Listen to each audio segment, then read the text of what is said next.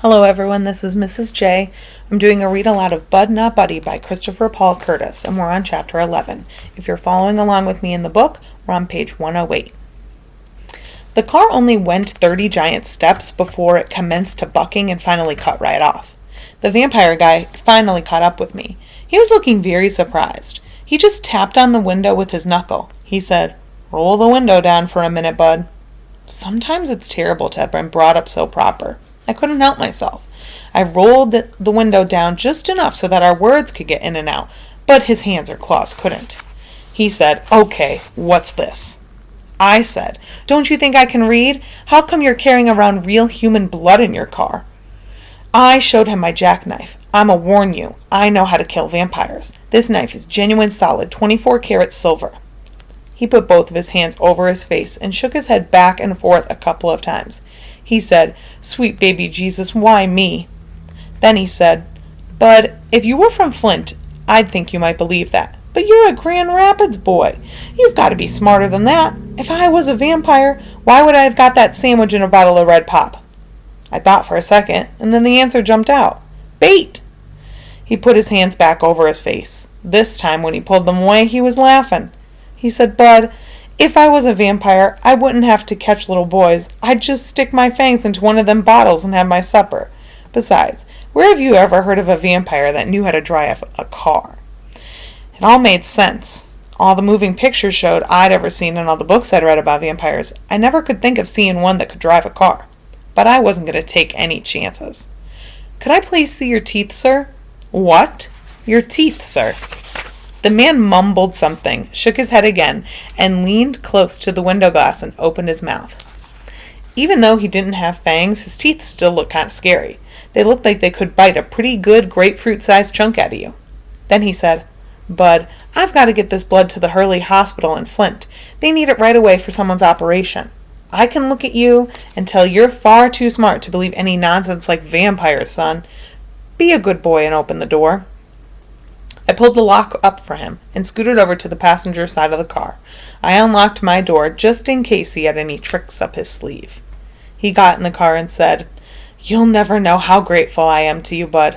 I'll take that horrible image of you putting the car into gear and driving away while I stood by the side of the road in Owasso, Michigan at 2:30 in the morning to my grave with me. Thank God you don't know how to drive." "No, sir, but if you'd have showed me some fangs, I'd have learned real quick." Just in case, I watched the way he put the car into gear, so as the next time something like this happened, I'd know how to make a clean getaway. Me and the man headed back toward Flint, driving over the same road it took me so long to walk. Going like this, I was never going to get away from this doggone city. We hadn't been driving for a minute before he started asking a whole slew of questions that I had to be very careful about giving the right answers to. He said, "Don't you feel bad for worrying your mother like this, Bud Not Buddy?" "My mother is dead, sir." "Most of the times if you tell an adult that, they'll leave you alone. But not this man." "What? I'm sorry to hear that, Bud. So you stay with your daddy?" "Yes, sir." "Right in Grand Rapids?" "Yes, sir." "What's his name? Does he work for the railroad?" "No, sir." The seed started sticking its head way out further and further. "His name is Herman E. Calloway, and he plays the biggest doggone fiddle you'd ever seen." The man shouted, "What?" I said, "Really, sir, I swear for God, it's the biggest fiddle in the world."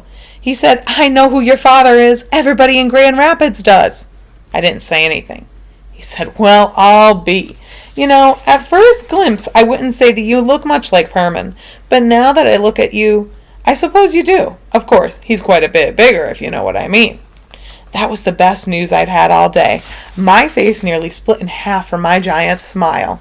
"Yes, sir, folks do say I'm the spitting image of my old man."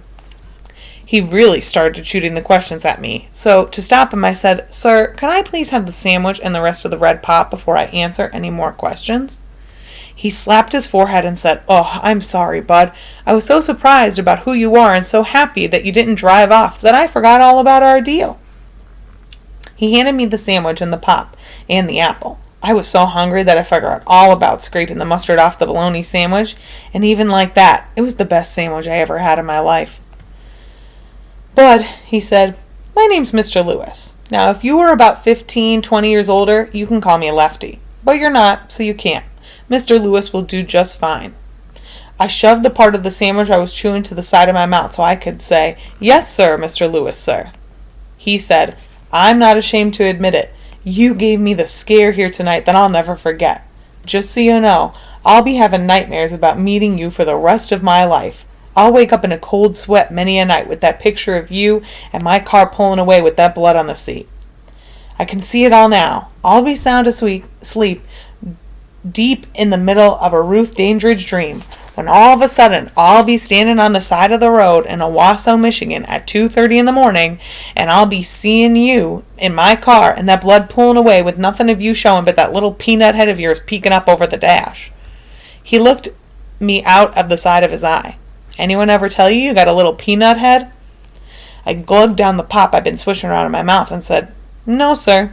"Well," he said, "this may be the first time, but unless you undergo some major surgery, I'll bet it won't be the last." "Yes, sir." He waited a second, then sounded kind of disappointed when he said, "Don't take it so seriously, Bud. I'm just teasing, you know." I started in on the apple. "Yes, sir." "Ever been in the army, Bud?" "No, sir." "Well, I've got to tell you, I haven't heard so many sirs since I was back in Fort Gordon in Georgia training for the big war." I almost said yes, sir, but I looked at him and I guessed that he was still teasing. I took another drink of the red pop and saw that when I was raising the bottle, I accidentally let some of the sandwich slip out of my mouth and down into the pop. There were a couple of chunks of chewed up bread, a blob of bologna, and some mustard swimming around in the bottle. The mustard was real pretty. It kind of looked like some sort of magical fog. Every time I moved the bottle, the mustardy smoke went into a different kind of shape. Lefty Lewis said, "How about sharing some of that pop, Bud?" Uh-oh. He took one look at it and handed it back to me. He said, "Nothing personal, Bud. I've raised 3 kids and I have 2 grandkids. I've learned the hard way about drinking after young folks. But I do believe you need to get in and see a doctor soon, son. It looks to me like you've got a serious backwash problem. That's the most food I've ever seen floating around in a bottle in a pop. In fact, it doesn't even look red anymore. It looks more like red stew." I real quick chugged the rest of the pop down, and I ate the apple real slow, because I figured as soon as I was done with it, the questions would start up again. Lefty Lewis said, "Aren't you sleepy?" This was perfect. I could pretend I was falling asleep and then come up with some answers that would get me to Grand Rapids for sure. I yawned real big. "A little bit, sir." "All right, here, give me that core. The only thing that was left is a seed or 2 anyway." I handed in the apple core and he put it and the wax paper from the sandwich in a bag. "You stretch out there and get some sleep. In about an hour you'll be in a nice, comfortable bed. We can have our talk in the morning." He reached into the back seat and said, "Here." He handed me a jacket. "You can use this for a blanket." The jacket smelled real good, like spice and soap. Lefty Lewis said, "Oh, Bud Nut Buddy, one more thing before you doze off. Can you reach over into that box and hand me one of those bottles of blood? I haven't had a bite to eat all day." I kept my eyes closed and smiled. I knew I was going to be safe, because I've never heard of a vampire that could drive a car, and I've never seen one that had such a good sense of humor. Besides, I kept my jackknife open under my leg, and he looked like he believed me when I told him it was made out of real silver, even though it probably wasn't. As soon as the jacket was over me and the smell of spice and soap and the sound of crickets and toady frogs outside made my eyes get real heavy. Wow, I must have been real tired. Walking and ducking in and out of bushes between Flint and Owasso was a lot more work than I thought it was. Most of the time since Mama died, if someone even walks close to where I'm sleeping, I'm up in a flash. My eyes are open and I'm looking right at them. One of my foster houses where I stayed, a woman told me she knew I was going to be a criminal because anyone who sleeps that light has got to have a guilty conscience. Most of the time, the sound of someone else going from sleep breathing to awake breathing in the same room as me is enough to get me up. But this morning, I felt like I was at the bottom of a well that someone had filled with tons and tons of thick chocolate pudding. Someone was calling my name from way up at the top of the well. She was saying, "Bud, Bud, Bud." Waves from the pudding were slogging me back and forth, back and forth. "Bud, wake up, Bud." It was a woman's voice, and her hands were trying to shake me awake. Uh-oh, this is number 29 of my rules. Rules and things number 29. When you wake up and you don't know for sure where you're at, and there's a bunch of people standing around you, it's best to pretend you're still asleep until you could figure out what's going on and what you should do. I kept my eyes closed, acting like I was out cold.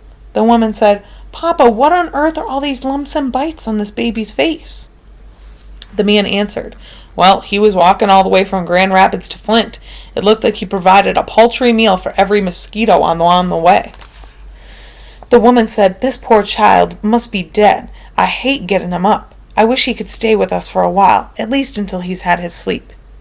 Then I remembered who I was with because Lefty Lewis said, I know, but I've got to get him back. He can sleep in the car on the way back to Grand Rapids. The woman rolled back onto the blanket they'd put over me and said, Papa, look at his legs. This boy's as skinny as a rail. Shucks, they'd taken off my knickers when they put me into bed. Now I was going to have to pretend I was asleep even longer until I could figure out a way out of being so embarrassed. Lefty Lewis said, Yeah, he's puny.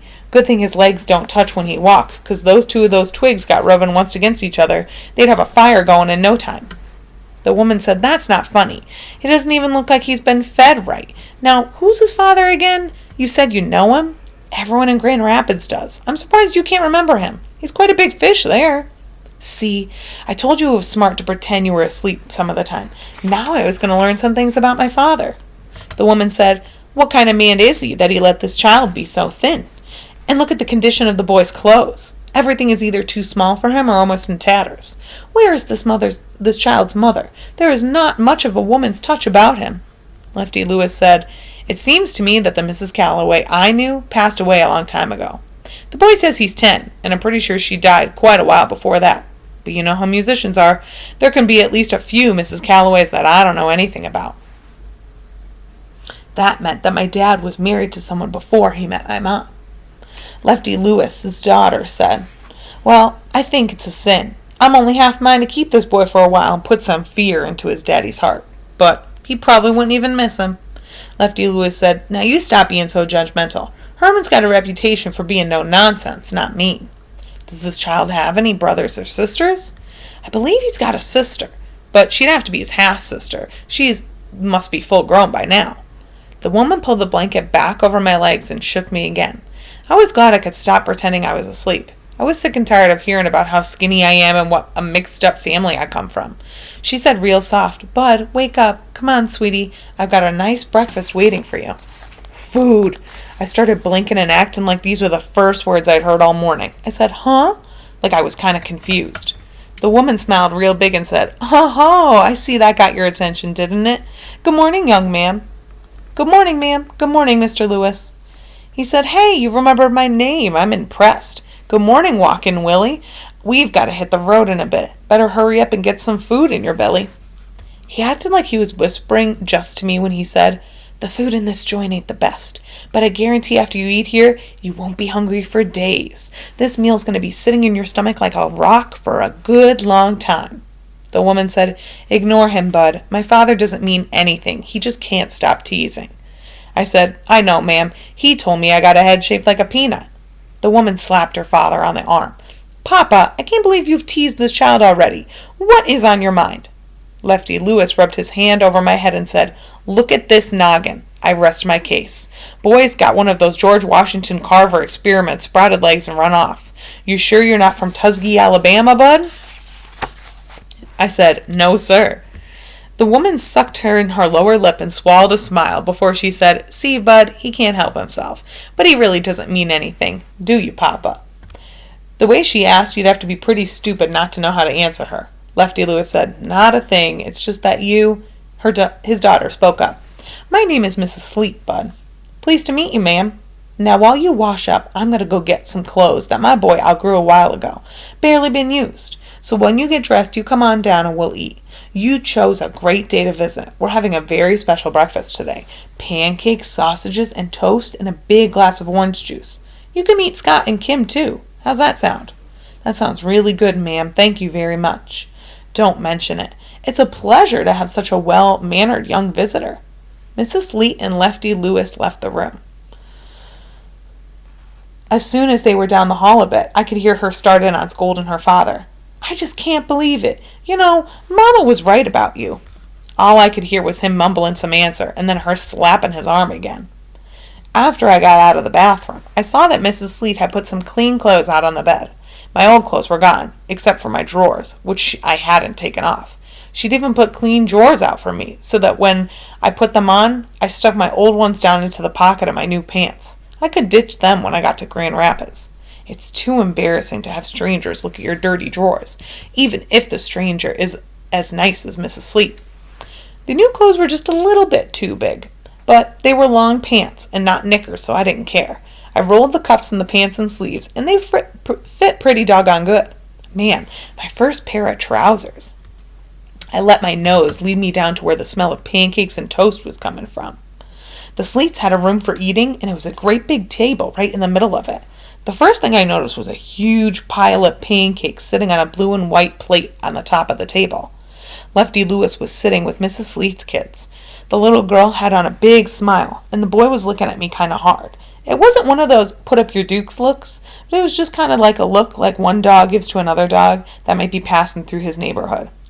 Lefty Lewis said, "Bud, these are my two worrisome midgets are my favorite grandkids. Kim is my favorite granddaughter, and Scott is my favorite grandson.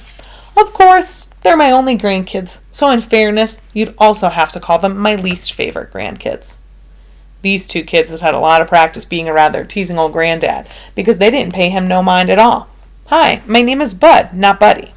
The little girl said, "That's a strange name, Bud, not Buddy." And even though she was kind of young and scrawny to be teasing folks, I could tell that's exactly what she was doing.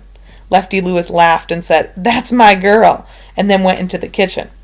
Scott looked up to make sure the grown folks weren't around and said, "You really run away from home?"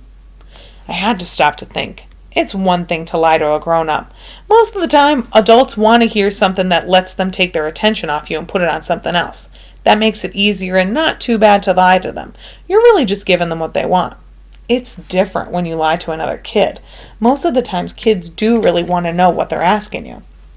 I guess I've been thinking too long because he said, "You run all the way from Grand Rapids to Owasso? Was it because your daddy used to beat you?" I could answer that, the swear for God truth. Shucks, my daddy never laid a hand on me in his life. Then how come you run? I didn't like where I was. That wasn't a lie. Well, if you were lying about your daddy beating you, you better scream right after breakfast because my Gramps is taking you straight back home. My daddy never laid a hand on me. The little girl said, "Scott, you're talking too much. Let him sit down." And then she told me, "Mom is going to be bringing the sausages in a minute. You like sausages?" "Uh-huh." I've never had a sausage before. But if that was what making the house smell so good, I was going to love it. Kim said, "Good, because my grandpa brought them all the way from Grand Rapids. He always brings us good food, and we're willing to share it with you because Mama says you're our special guest and we're going to have to treat you nice. Am I being nice?" "So far." "Good. I'll make a deal with you." "Uh-oh. What kind of deal?"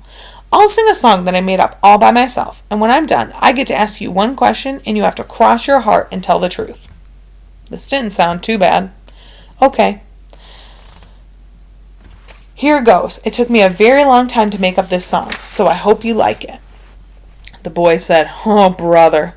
Kim sang, "Mommy says no, Mommy says no. I listen, you don't. Wah ha ha ha. The building falls down, the building falls down. You get crushed, I don't. Wah ha ha." Boy, that was just about the worst song I'd ever heard. Kim stood up and bowed like a princess. I clapped my hands together kind of soft under the table. She said, "Thank you very much." Scott just shook his head. Kim said, "Okay, that's my part of the deal. Now you've got to keep your part and answer any question I ask." "Okay. Now, can you tell me about how your mother died?" Scott's foot kicked her under the table. "Who told you my mama died?" The little girl said, "Oops," and stuffed something from her hand into her mouth. "My mama got sick. She died real fast. She didn't feel no pain or suffering." Kim said, "I hope my mother never dies." Scott said, "Stupid, everybody's got to die." Kim said, "Ooh, I'm telling Mama you called me stupid." He said, "You do, and I tell her you got one of those pancakes stuffed in the pocket of your dress." She shut right up. I told her, "He's right. Everybody's got to die. It's not sad unless they do it real slow and suffer. My mama died so quick and painless, she didn't even have time to close her eyes. She didn't even have time to make a face like she was hurting." Both of Lefty Lewis's kids looked real surprised at this news. Mrs. Sleet came into the room with another blue plate covered with little round pieces of meat. Those had to be the sausages.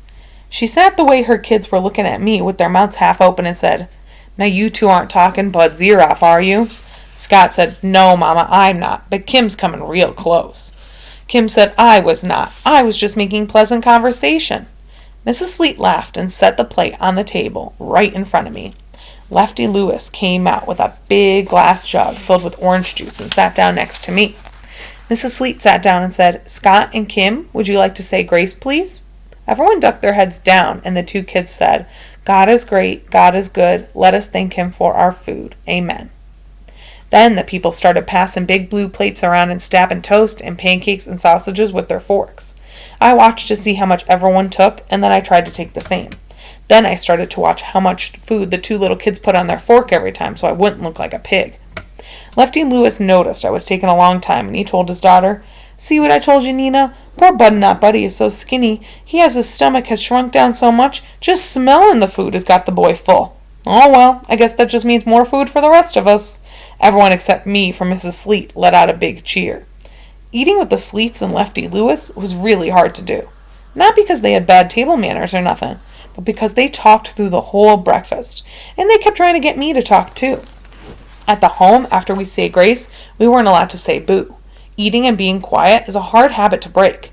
Every time one of those Sleets would talk to me and look at me like they expected an answer, I'd look around first to make sure no one was watching. At the home, if you got caught talking during mealtime, you'd have to get up and leave your food. If the Sleets had to live under those rules, they'd all starve to death.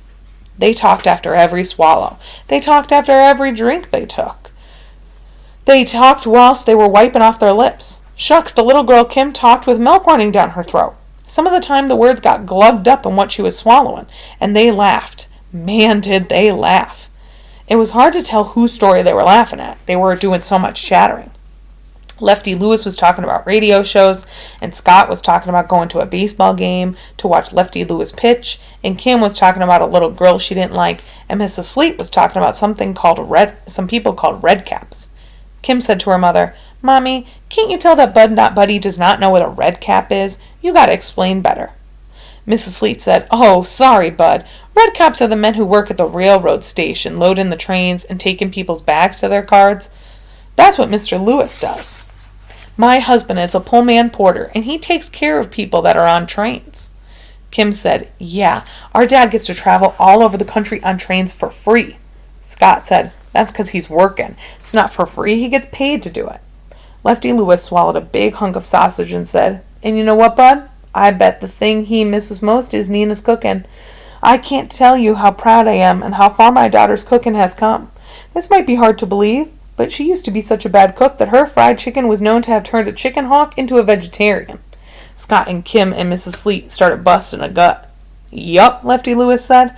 I brought a friend from Flint a couple of years ago, and though I warned him that he tried to be polite, and he ate 4 of her pancakes. Poor soul held his stomach all the way back to Grand Rapids. Said to me, Lefty, I don't mean to show you any disrespect, but those weren't pancakes your daughter served me. They were pain cakes. Mrs. Sleet laughed along with everyone else and said, Well, I'm sure I don't need to hear any more of this. And she picked up her empty sausage plate and went back into the kitchen. As soon as she got out of the room, Kim whispered, Quick, Grandpa, tell Bud-Not Buddy how many times you had to pull over when you two were going back to Grand Rapids so that the man could get out and vomit on the side of the road. Before Lefty Lewis could answer, Mrs. Sleet came out of the kitchen with a big wooden spoon and whopped her father a good lick in the head.